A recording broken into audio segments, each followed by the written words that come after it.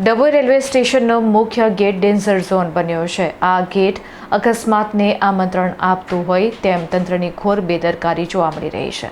Dabhoi railway સ્ટેશનની સુંદરતા વધારવા માટે બહારના ભાગે બનાવવામાં આવેલો નવો મુખ્ય ગેટ હાલ વાહન ચાલકો અને મુસાફરો માટે આશીર્વાદને બદલે આફત સમાન સાબિત થઈ રહ્યો છે।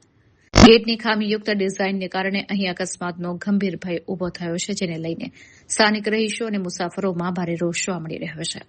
અકસ્માતની સંભાવના પાછળ મુખ્ય બે કારણો જવાબદાર છે।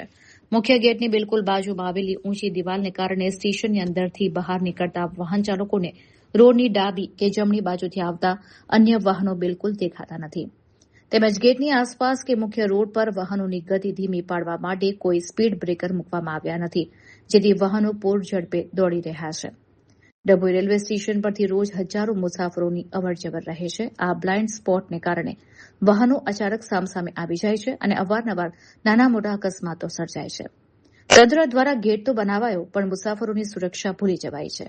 જો વહેલી તકે અહીં મોટા બમ્પર અને અકસ્માત ઝોનના સાઇન બોર્ડ લગાવવામાં નહીં આવે તો ગમે ત્યારે કોઈ મોટી જાનહાનિ થઈ શકે છે।